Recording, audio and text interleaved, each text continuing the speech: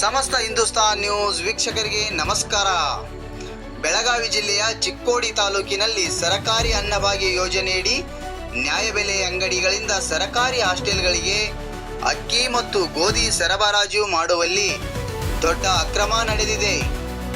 ನ್ಯಾಯಬೆಲೆ ಅಂಗಡಿಯವರು ಒಂದು ವಾಹನದ ನಂಬರ್ ಹಾಕಿ ರಸೀದಿಯನ್ನು ನೀಡಿದರೂ ಬೇರೆ ವಾಹನದಲ್ಲಿ ಅಕ್ಕಿ ಸರಬರಾಜು ಮಾಡುವುದು ಬಯಲಿಗೆ ಬಂದಿದೆ.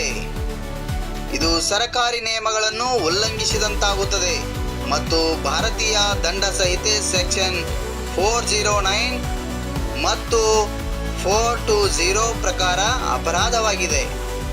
ಸಂಬಂಧಿತ ಅಧಿಕಾರಿಗಳು ಈ ಬಗ್ಗೆ ತನಿಖೆ ನಡೆಸಿ ಅಕ್ರಮಕ್ಕೆ ಕಾರಣ ಆದವರ ವಿರುದ್ಧ ಕಾನೂನು ಕ್ರಮ ಕೈಗೊಳ್ಳಬೇಕು ಎಂದು ನಾಗರಿಕರ ಪರವಾಗಿ ಹಿಂದೂಸ್ತಾನ್ ನ್ಯೂಸ್ ಕಡೆಯಿಂದ ಒತ್ತಾಯಿಸುತ್ತೇವೆ.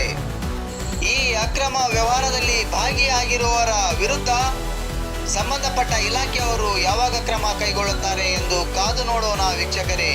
ಅಲ್ಲಿವರೆಗೆ ವೀಕ್ಷಿಸಿ ಹಿಂದೂಸ್ತಾನ್ ನ್ಯೂಸ್.